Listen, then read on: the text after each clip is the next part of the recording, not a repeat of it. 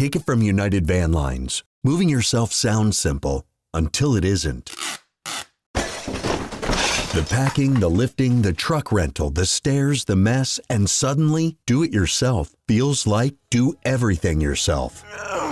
Now, imagine a move with United Van Lines. United's pros know how to pack, lift, protect, and transport your belongings safely, efficiently, and on schedule. No guesswork, no borrowed dollies, no wondering if your couch will survive the trip. With a full-service move by United, your move is handled by experts. Your time stays yours. Your belongings stay protected, and your stress level dramatically lower. Because moving shouldn't leave you exhausted before you even arrive. Full-service moving from America's #1 mover, United. It's a better way to move.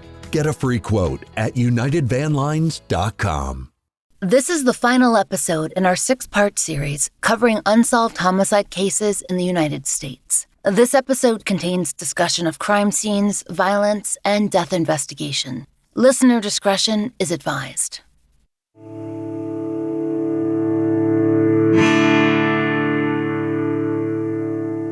This is the Fall Line. Elma is a small city in the county of Grays Harbor, along the western edge of Washington state.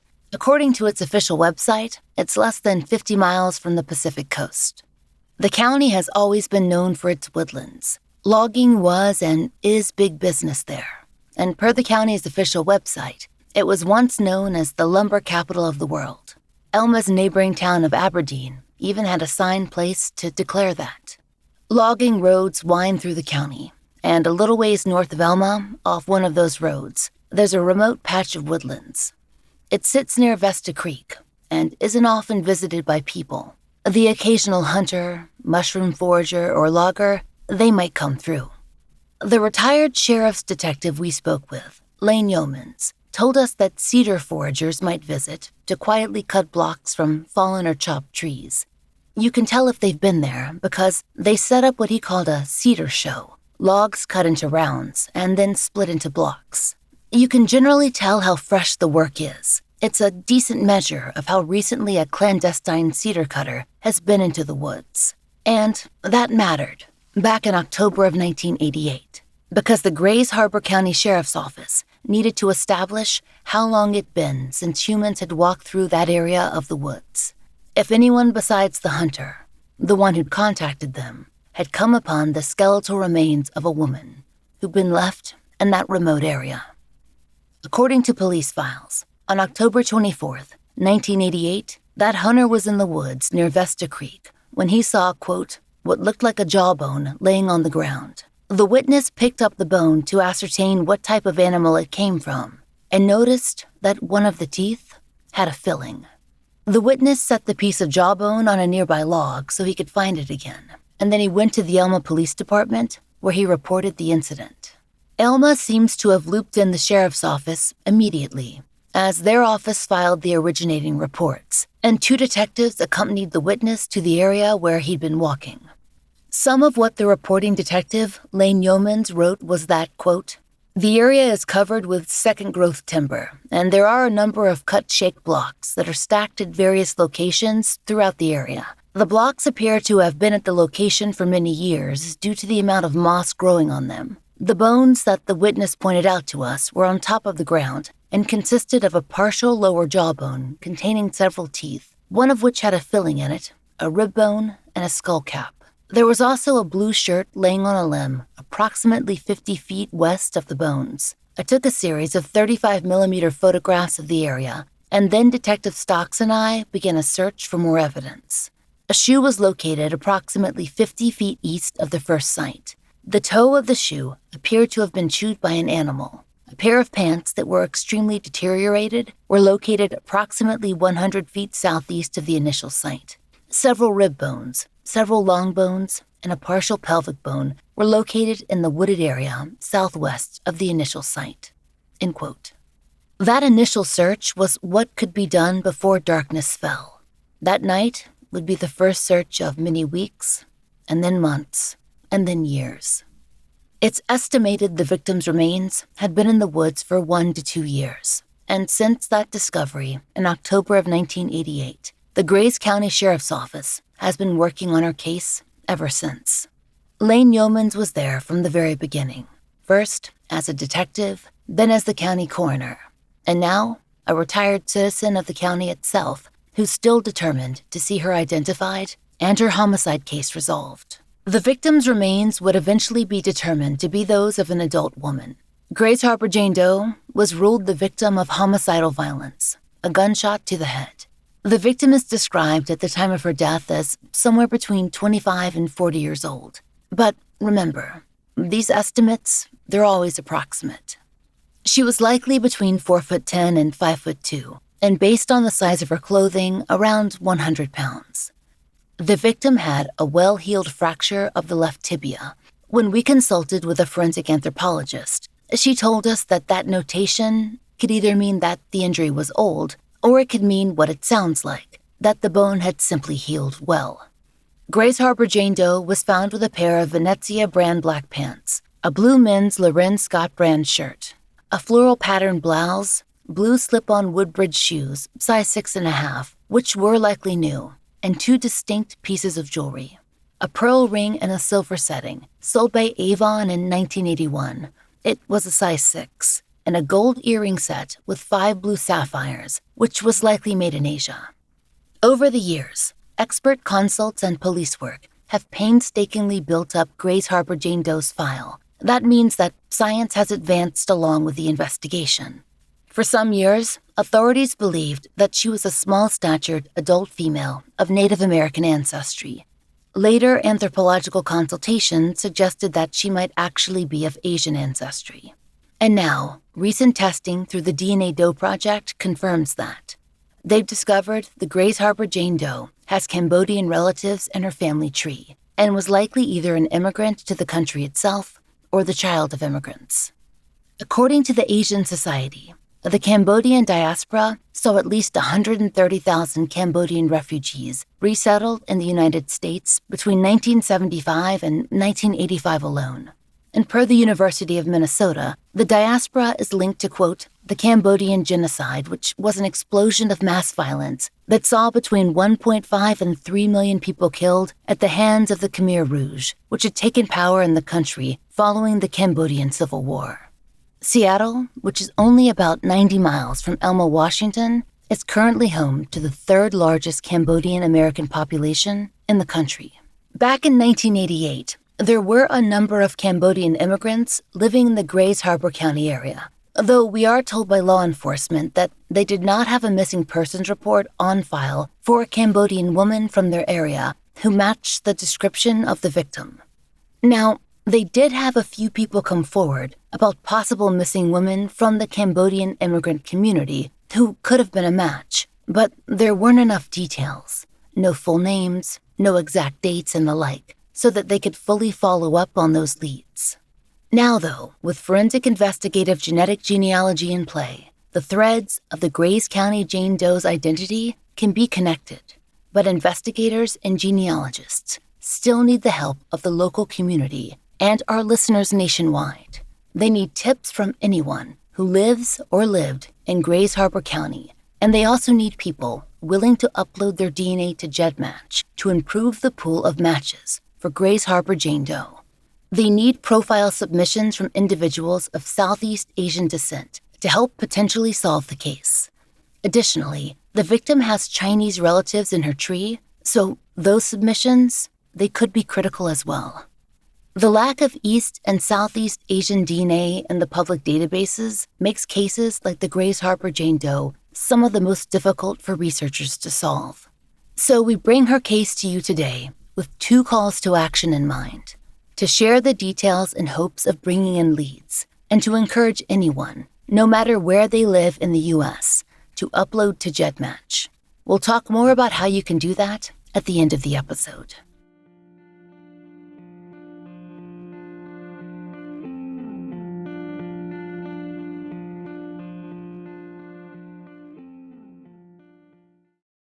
We connected with the Grays Harbor County Sheriff's Office through DNA Doe Project and Light the Way Victims Advocacy, 2 groups you've heard about on our show many times before. When we spoke with the current detective on the case, Paul Logan, he suggested that we interview retired Detective Lane Yeomans regarding Grays Harbor Jane Doe. He's also the detective who has worked on a number of high-profile cases, including the identification of the John Doe formerly known as Lyle Stefik. Detective Yeomans was, as we said, on her case from the very beginning. After all, that first incident report was filed by him, and he has devoted thousands of hours to her case. We have rarely seen this level of police work on a Doe file.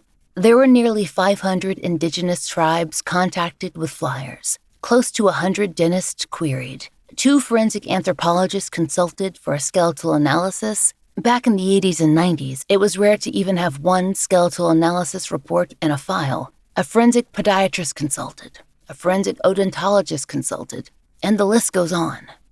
Detective Yeomans, he studied skeletal taphonomy. That's basically learning about postmortem changes in bone, so that he could learn about environmental effects on human remains and better find them in that forest setting. He learned about coyotes and other smaller predators and how they move and scatter human remains. He conducted so many searches that he has lost count, and he pursued DNA testing for possible missing person matches when it was still incredibly rare, back in the early 90s, all in pursuit of this victim's identity.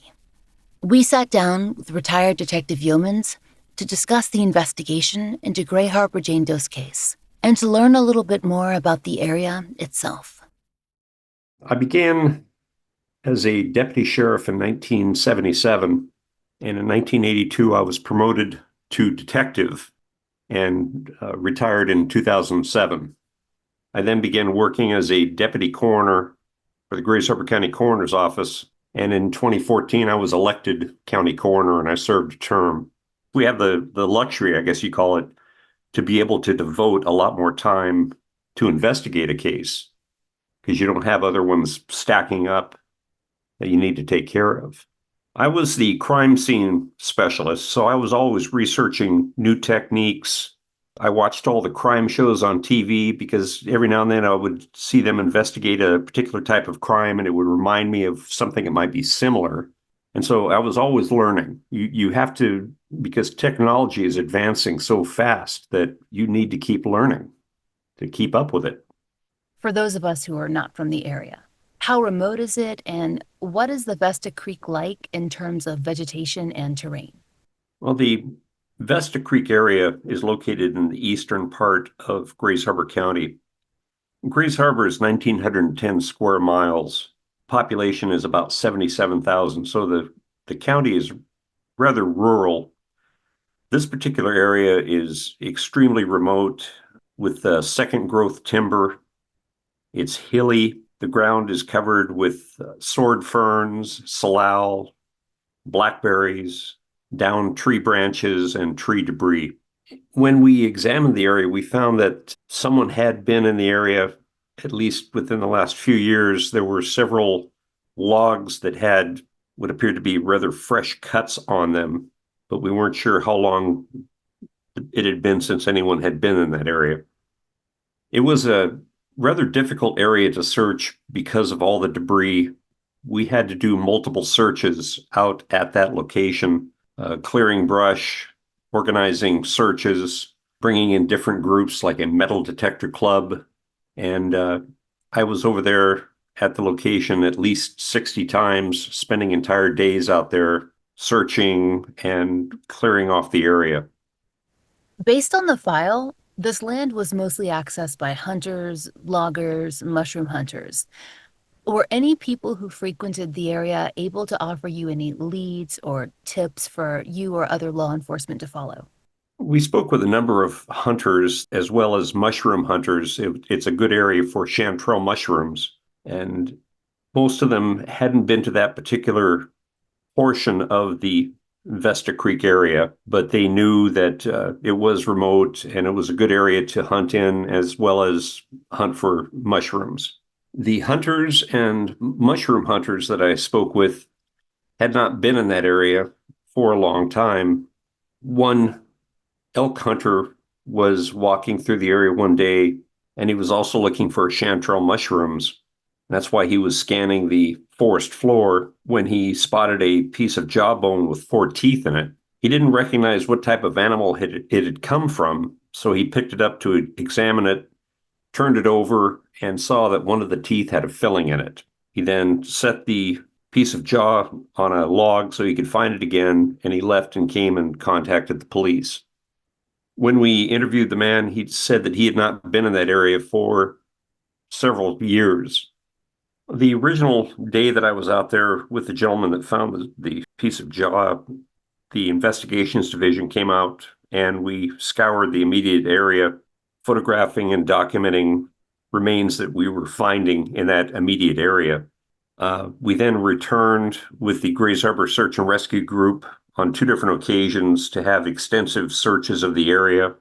And I had personally been out the site at least 60 times, spending entire days clearing off brush, crawling around on my hands and knees, looking for hairs, fibers, bones, anything I could find. And we cleared off an area about the size of half of a football field in order to do a proper, thorough search. I had gone out to the location for a number of years. I would, whenever I had some free time, I would spend a day out there just looking around, reaching down into rodent burrows, under logs, just to find hopefully another bone, another piece of evidence in order to identify this lady. After all of the searches, we had recovered approximately 95% of the skeletal remains.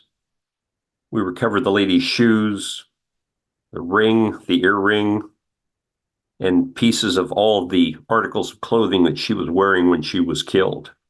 I was really struck by the number of experts you consulted, particularly in the late 1980s and early 1990s in this case. Can you talk a little bit about all the avenues that you pursued and what you were told? There was a pearl ring in a sterling silver setting that I determined was sold by Avon during the winter of 1981. I took the earring to a jeweler who examined it and said that there were 5 blue sapphire stones in a gold setting. He determined that it was most likely Asian manufacture.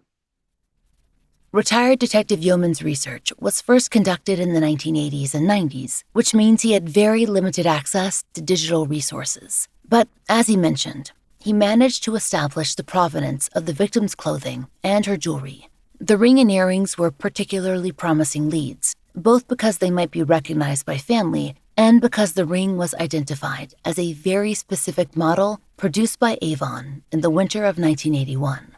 At that time, Avon sales were done almost exclusively in person by representatives who had catalogs and samples. The familiar term back then was Avon ladies. They were local women who mainly worked as distributors in what has generally been described as a direct selling business model.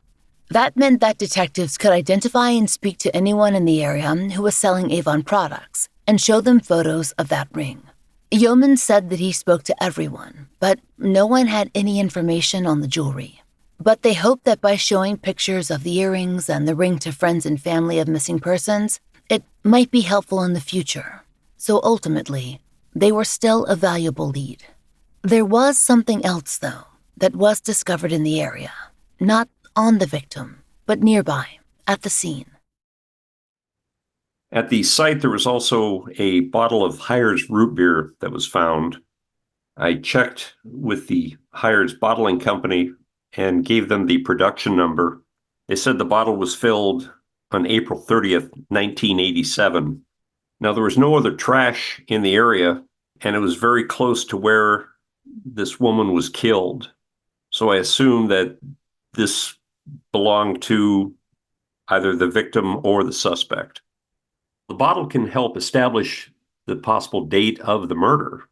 According to the bottling company, they said that normally when a bottle of soda is filled and shipped out to the stores, it's sold between 30 and 60 days.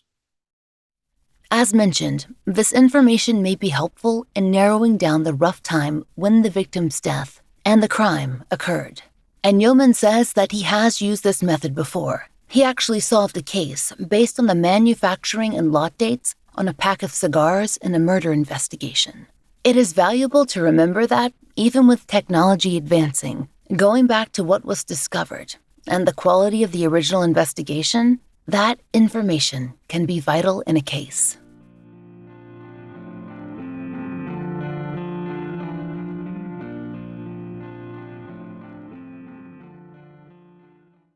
Starting a business is a real undertaking. When I began my podcast, I felt intimidated by building a website and setting up payments and all the other logistics you need just to get going. That's why Shopify is so great. Shopify handles all of that for you, so you can successfully launch right from the start. If you want to see how easy that is, check out shopify.com/fall. Getting a website built used to take months, and most people don't know where to start. Shopify's design tools and AI handle that for you, so you launch with a site that looks professional from day one. And once someone's ready to buy, you don't want anything getting in the way. A complicated checkout can cost you a sale. That's why Shopify's checkout is super simple. And there's a big bonus. Anyone who has bought from you before can do it again in just one click. Launching a business, it sometimes comes with questions that you never could have planned for.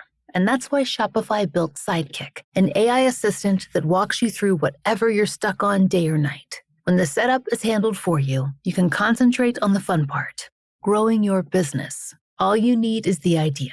Shopify handles the rest. Start your free trial at shopify.com/fall. Start your free trial at shopify.com/fall. There have been various times in my life where I've gone looking for a therapist, basically when I've needed to talk about a major life transition, like a job change or a breakup or just a really stressful family situation.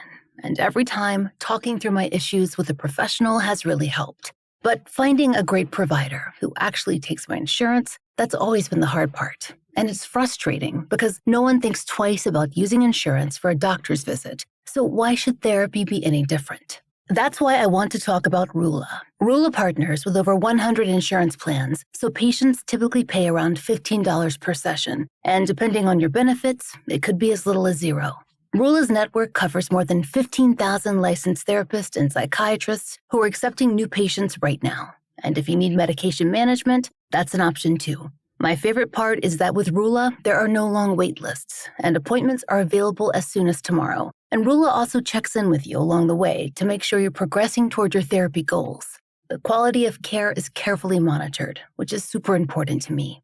Thousands of people are already using Rula to get affordable, high-quality therapy that's actually covered by insurance. Visit rula.com/fallline to get started. That's RULA.com/fallline. You deserve mental health care that works with you, not against your budget. Hi, Ryan Reynolds here for Mint Mobile. Are you looking for a beach read this summer? May I suggest your big wireless bill? It's got suspense, mystery, a slightly flat, emotional arc, and a shocking twist where you realize you've been overpaying the entire time. Fortunately, though, Mint's story is better. Every plan, $15 a month, even unlimited. That's it. Happy ending. Zero tears. Give it a try at mintmobile.com/switch. Upfront payment of $45 for 3 months, $90 for 6 months, or $180 for 12-month plan required. $15 per month equivalent. Taxes and fees extra. Initial plan term only. Greater than 50 gigabytes may slow when network is busy. See terms.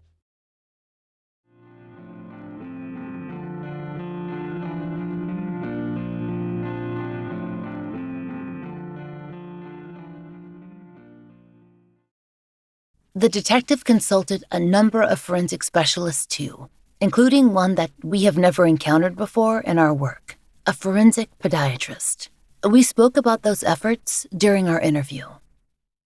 I took the jaw to a forensic odontologist who talked about the filling in the teeth, said that the teeth were worn. He gave me some estimations as to how old this person was.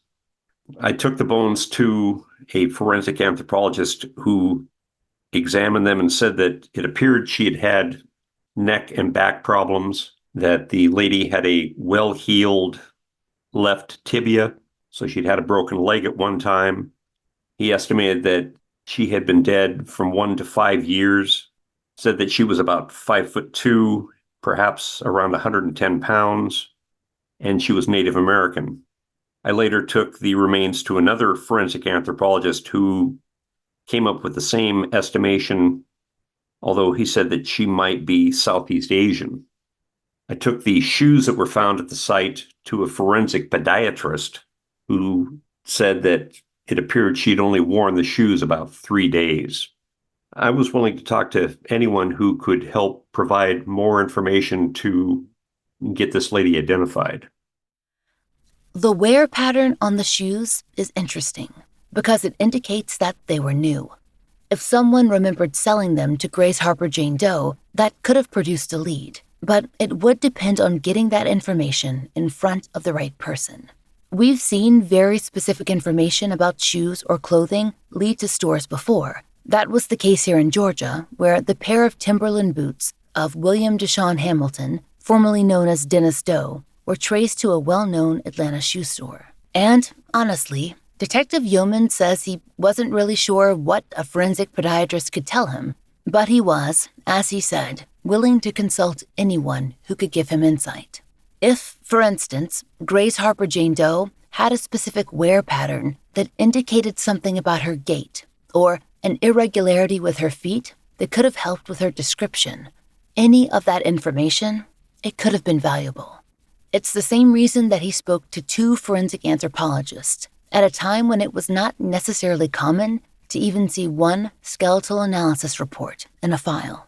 We've discussed this on the show before, in detail, and you can listen to our episodes on the Twiggs County John Doe for a more in-depth explanation. But differing ancestry or race estimations are something that we expect to see in some cases. Forensic anthropology is not a static science, and human beings are not cookie-cutter specimens who all perfectly fit into assigned molds.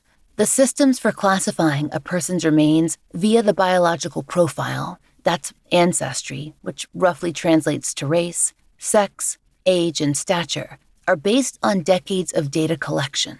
But these estimates are still that, estimates, and they may be revised when more information becomes available or a second opinion is offered.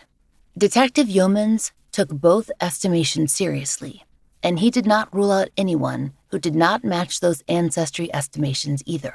There were a number of indigenous residents in the county and a smaller Asian population.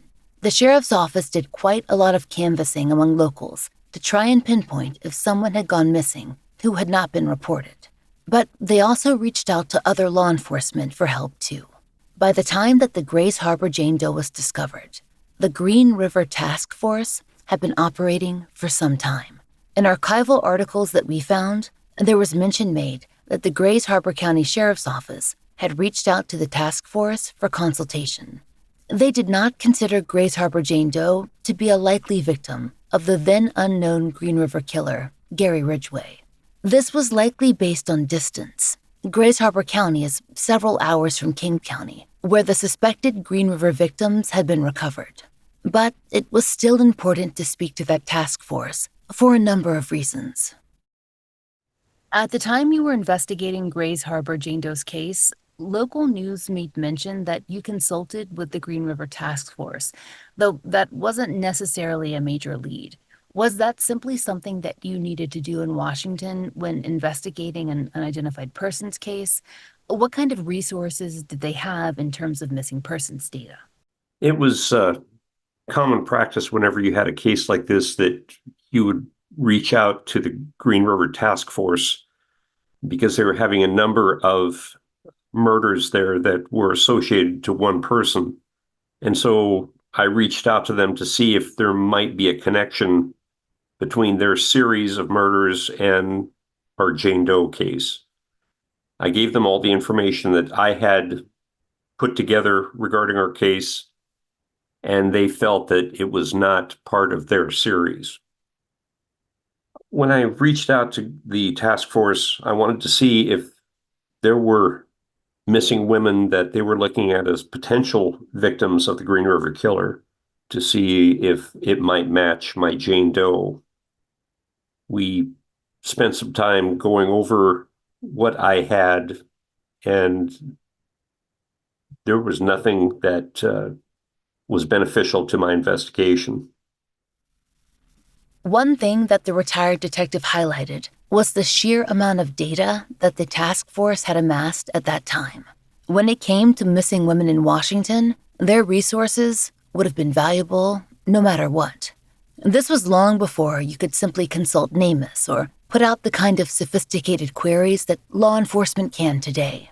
We also talked about some of the missing women in the area that the sheriff's office seriously considered as possible matches for the Grays Harbor Jane Doe. Most were fairly early possible matches, people who came up in the first few years after her disappearance. So my understanding is that you looked at a few missing women in particular that you compared with Grays Harbor Jane Doe. Do you have any information regarding whether they were ruled in or out? And if so, do you know if they are still missing today? As I gathered information concerning my Jane Doe, I would consult with the Washington State Patrol Missing Persons Unit for a list of missing women that might fit my Jane Doe. And a lot of them I was able to exclude because of dental or other features. There were several cases that I didn't have any dental on, so I would have to go to other efforts in order to include them or exclude them. There was a woman by the name of Colleen Moran who disappeared in 1985. She left her 3-year-old son with a babysitter and was going to walk 3 blocks down to a tavern, but there was no indication that she ever arrived. There was an extensive search, but they were unable to find her. I checked her description, and it was very close to my Jane Doe. I contacted the local dentists in the Port Orchard area, which is about 70 miles from Grays Harbor, to see if they had dental records on her, but nobody had that. I contacted her mother, Wanda Martley, who said that Colleen had originally come from Fairfield, California, which is outside of San Francisco. I had Mrs. Martley sign a release for dental information, and I sent copies of that to 85 dentists in the Fairfield area, but didn't receive any response. I found out sometime later that many dentists will purge files from patients when they haven't seen them for 7 years. So I contacted Mrs. Martley and obtained a DNA sample from her, as well as Colleen's father, and I sent them to Dr. Charles Ginther down in California to conduct a DNA examination. Sometime later, he sent me a letter saying that there was no match. And as far as I know, Colleen Moran is still missing. There were several cases that looked promising and could not be excluded through dental. And so I had to take the extra steps of contacting family members to obtain DNA samples, and they were excluded through the DNA analysis. As we said at the top of the episode, the department used DNA to rule out a number of possible matches, including a woman from Puerto Rico who'd gone missing in the continental U.S. But they were also working on a few local leads that had frustratingly few concrete details.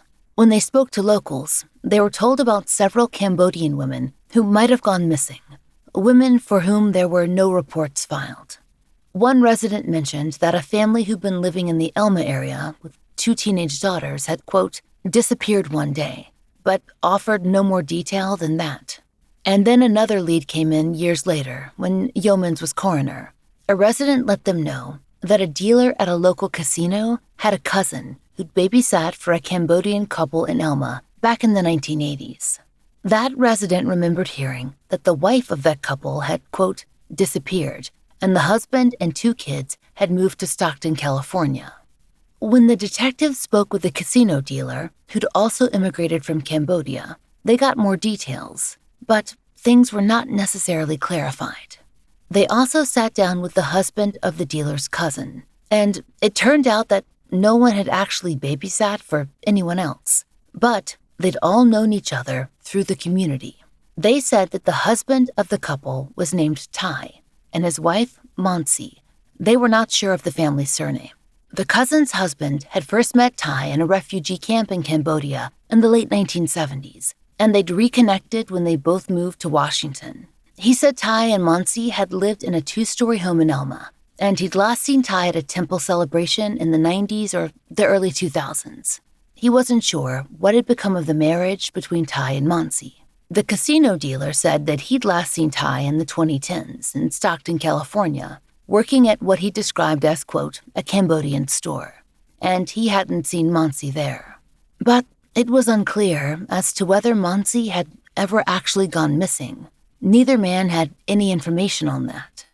Detectives did follow up on the history of the home in hopes of getting current contact information for the couple, but there were no such records. Investigators are still hoping to speak to Ty and to Monsi, so if you knew of a couple by those names, and the names may not be exact, who lived in the Grays Harbor area around 1986, please do get in touch with the sheriff. We'll have that contact information at the end of the show.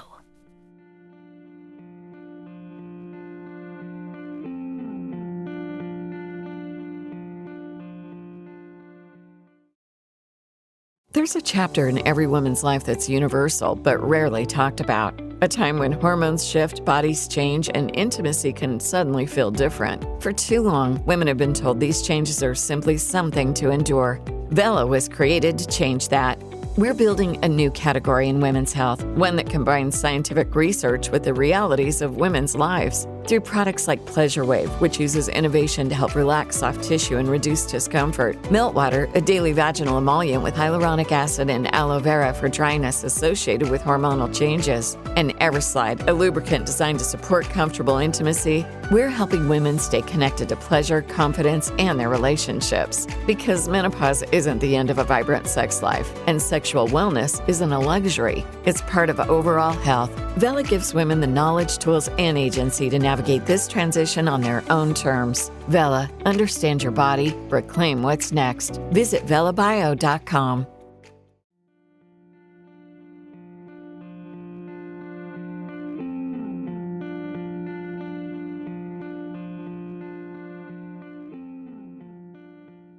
When we spoke with retired Detective Yeomans, we discussed some of the other outreach methods that he pursued in the 1980s and 1990s. When I became aware that the lady might be Cambodian, I sent the flyer as well as information about the case to a Cambodian newspaper in Seattle to see if that could generate any leads, but it never did. I tried to get as much publicity out there to the public as possible. So there were a number of articles that our local newspaper, the Daily World, would run from time to time to keep the interest in identifying the woman. I also had our county commissioners approve a $5,000 reward just for the lady's name. We created posters with a clay reconstruction of the woman's face, along with pictures of the jewelry. I had sent flyers out to every Native American tribe in the U.S. because back then we had thought that she might be Native American. I found it's important to keep interest in the case in the forefront, hoping that someone might remember something that could be useful to us. I encountered a lot of difficulties in trying to obtain information that might be useful to this investigation. As for the dental records, like I say, dentists have a tendency to purge files after 7 years of not seeing a patient. There's a lot of information that disappears and can no longer be used.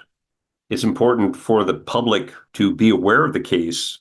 Hopefully, after even this much time, this might trigger a memory of someone that lived in the Elma area that could help us identify the lady. Do you believe that she was a resident of the area, or perhaps from further out of town like Seattle, or do you believe she was from somewhere else entirely? The location where the body was found, and we determined that the lady was killed at the location where she was found, was so remote I find it hard to believe that someone just randomly drove her out there. This is a heavily wooded area that is 4 miles from the nearest paved road. You have to travel on a logging road, making numerous turns to get to this spot. This had to be someone who had been there before and knew the area, either as a hunter or a mushroom picker, or there are many people that go out in the woods to harvest bear grass, salal, ferns, mushrooms. But it's somebody, I believe, that had been there before. They knew the area. In 2018, a new avenue of possible identification opened up for Grays Harbor County in the wake of the Golden State Killer's capture and the public's sudden awareness of forensic investigative genetic genealogy, something that many researchers have been involved in for years. The sheriff's office realized they had a new option. They reached out to the DNA Doe Project, which had officially been established the year before. We've had representatives of the DNA Doe Project on the show many times, but we thought it would be helpful to have Pam Lauritsen, DDP's Executive Director of Media and Communications, speak a little bit more about how they approach their casework and the practicalities of FIGG before we get to their work on Grays Harbor Jane Doe's case. As a nonprofit, we really bring two powerful tools to our casework. So first is the fact that our investigative genetic genealogists are experts and they're also volunteers. So they provide their work on the cases pro bono.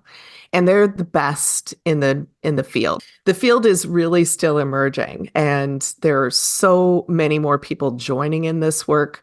Our more than 80 volunteers have been doing it the longest of any group that's out there. And because they're volunteers, they can work for as long as it takes to bring resolution to a case. And sometimes that numbers the thousands of hours.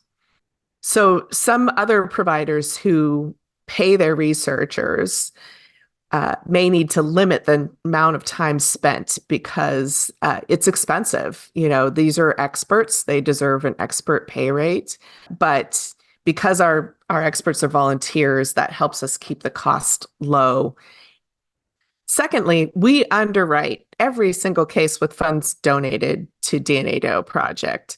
So our costs to run a case range anywhere from the lab work to process a sample into a DNA profile and professional case management that we provide to the agencies who work with us.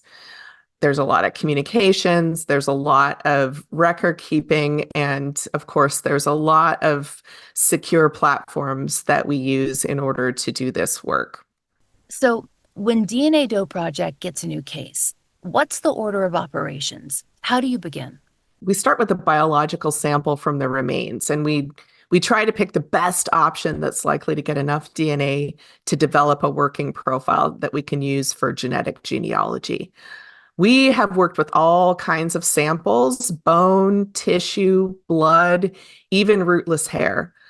And we work with the best labs in the business. First, the DNA is extracted, and then it goes through a series of processes to analyze the DNA and determine as much of the human genome as possible. This is called sequencing or whole genome sequencing or next generation sequencing. From there, a specialist in bioinformatics, who's kind of a data scientist, formats that data into a profile that's suitable to upload to the three databases that we can use. And those are GEDmatch, FTDNA, and DNA Justice. These are the databases that allow access for law enforcement cases, both for suspect work and also for unidentified remains work like the DNA Doe Project does. These profiles are kind of equivalent to the same type of DNA profile that people can download from direct-to-consumer sites like Ancestry.com and 23andMe.com. So when people take a DNA test, they can download their profile and then they can upload it to the databases that we use for our cases. So once we have our profile uploaded to the databases, then we start to look at the list of matches to our profile. So we don't actually look into anyone's individual DNA. What we're doing is looking for the relationships. So how much DNA is shared with our Jane Doe, how much DNA is shared between the matches in the list. That helps us to kind of develop a sense of who the relatives are, how they're related to Jane Doe, and then to start to build a family tree. We've talked with DNA Doe Project before about the minimum match thresholds genealogists hope to see when they begin their work. But I'd love for you to refresh our audience a little. If I'm correct, you really need relatives at least the 20 to 30 centimorgan threshold, and you're hoping for connections in the triple digits to help you begin to build a victim's tree. Is this correct? Yes, it can be. So we really believe that if there is DNA and we can get a workable profile, any case can be solved with enough time and effort. That's kind of our superpower. We can definitely work with very low matches, but it's a long haul to do that. We also need to be able to connect those matches to each other in order to start to build the family tree. And that's part of the challenge with this particular case. So her matches are not only distantly related to her, but none of them are closely related to each other as well. So it's really hard to narrow down what branch of the tree any of these people fit into. Centimorgans in the triple digits represent a much closer relationship to the Doe, and that helps us narrow down the right branch of the tree more quickly. We asked Pam to explain how DDP became involved in Grays Harbor Jane Doe's case. And it turns out they've been working on it for a long time. In fact, they began months after DNA Doe Project announced its first official case solve. They were finally able to confirm what retired Detective Yeomans had suspected and the second forensic anthropologist had suggested, that Grays Harbor Jane Doe was of Southeast Asian descent and was likely a Cambodian immigrant or the child of Cambodian immigrants. DNA data and surnames in her tree indicated as much, as did the dates tied to the names in her tree. This case goes all the way back to July 2018 when we had first contact with the Grays Harbor Sheriff's Department. So it makes it one of our very oldest cases that's yet unsolved. It took some time to get this case through the labs. So in order to create a DNA profile, it took another couple of years. And our team of investigative genetic genealogists first started work on that side of the work in September 2021. Right away, the team knew it was going to be a really, really tough case. The matches are very distant, and the highest match in the list is likely a third or fourth cousin, which is really tough to research. What are some of the unique challenges you face when you're working the case of a recent immigrant to the U.S.? Recent immigrants are often really difficult to research because their relatives are still typically in the country of origin. And there are so many places around the world that either restrict DNA testing overall or where the population just really hasn't done a lot of DNA testing and especially hasn't uploaded to the databases that we can use for our research. So if somebody lives in Southeast Asia, they're not very likely to upload a DNA profile to GEDmatch, which is our primary database. The records involved are also really difficult to access. So we often need to find someone who has language experiences in that language of origin. And because we're working remotely, we don't have researchers in Cambodia, which is most likely where Jane Doe's family originated. It makes it tough for us to access records that are not available online. I was just looking at a site this morning that has some Cambodian birth and death records, and the records tap out the top end date on those records is 1914. So that would not really help us in our research to go back and look at those, unless we can build a family tree all the way back to people that would have been living in that time frame. We do have volunteers, and at the DNA Doe Project who have specialized skills, and we're often recruiting volunteers with specialized skills, but it definitely creates a bigger challenge. The records that would exist, the likelihood of them being available to us is so incredibly slim. And, you have to know that a lot of these people that were fleeing war in Southeast Asia in the 70s and 80s, that didn't come to the US through an official process. And so even when they arrived, there might not be a lot of records of them in this country. That kind of immigration creates a huge disconnect with families and communities, and it makes it really, really difficult to find people who died without their names. The database is really populated overwhelmingly with white and Western European people who immigrated, a long time ago. So they're generations of their family in the US, in US records. So it just makes cases of white people that much easier to resolve.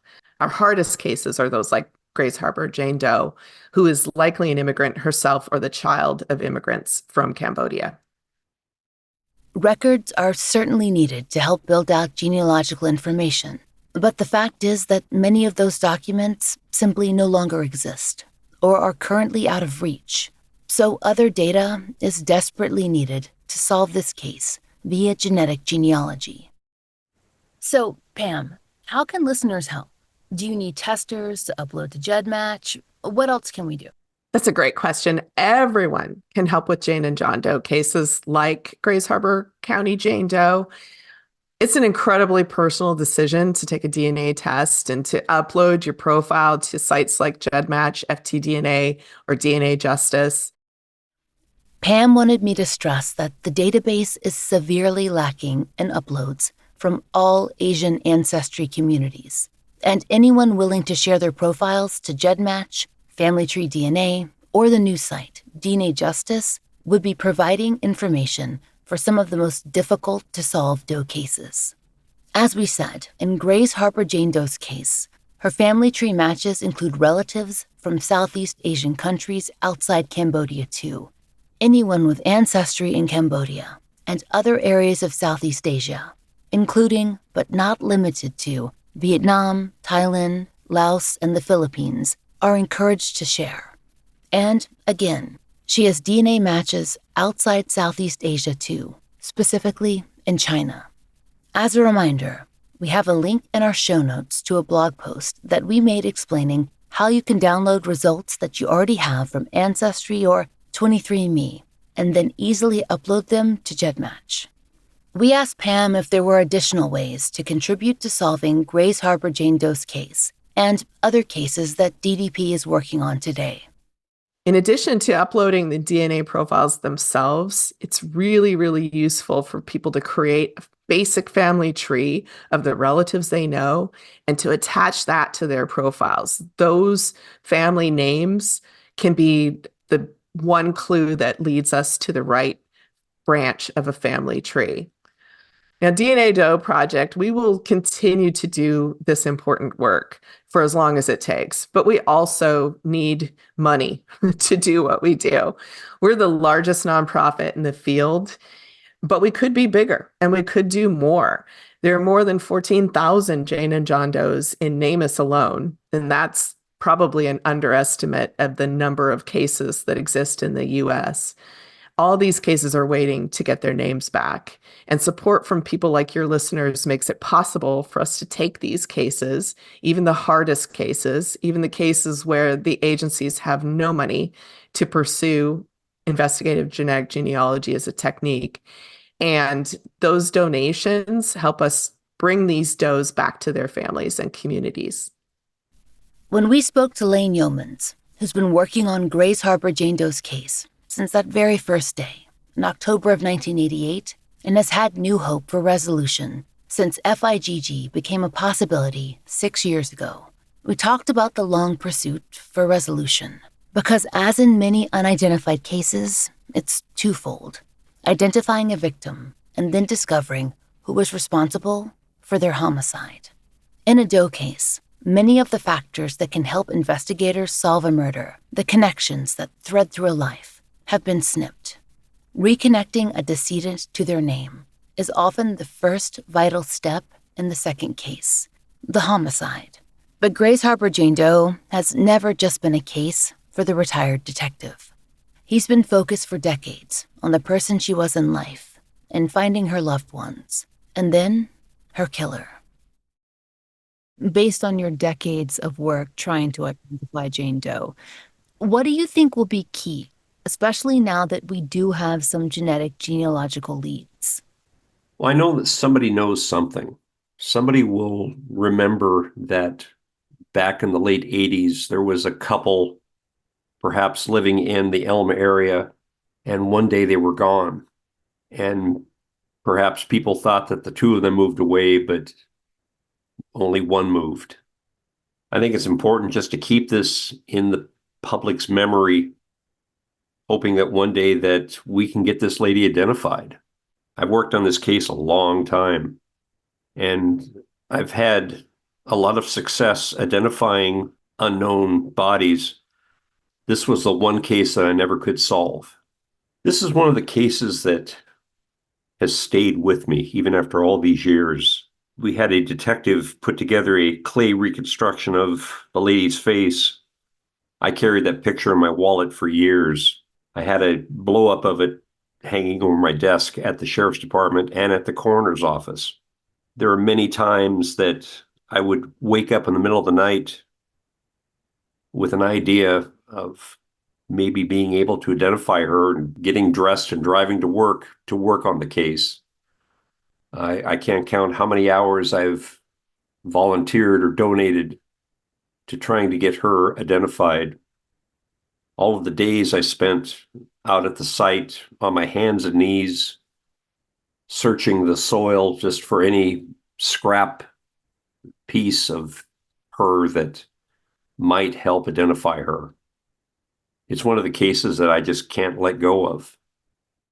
If you have information regarding the woman known as Grays Harbor Jane Doe, please contact detectives at the Grays Harbor County Sheriff's Office at 360-964-1798. If you are interested in uploading your DNA profile to one of the sites that we have discussed but need additional assistance past our blog, reach out to us at falllinepodcast@gmail.com. We will connect you with further resources. You can also find a link to donate to the DNA Doe Project in our show notes.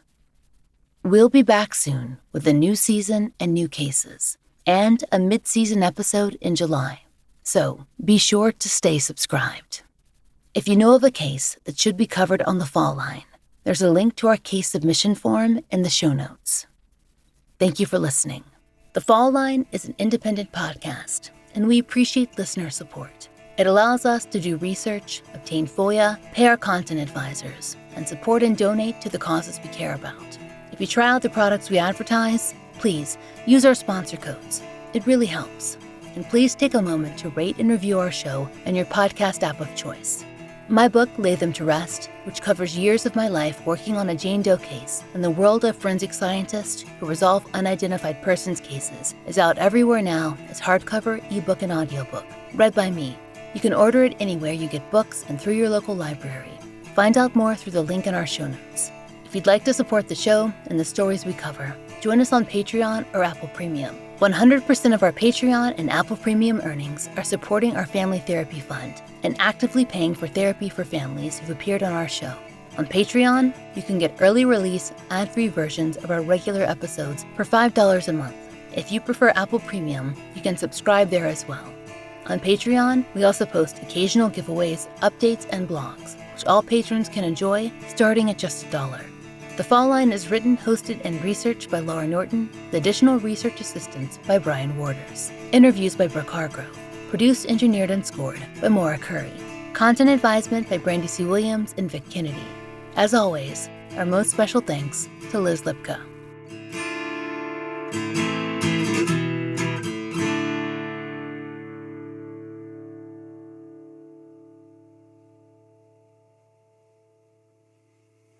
If you've ever wondered what combat actually feels like, Not the headlines, not the movies, but what it was like to be there.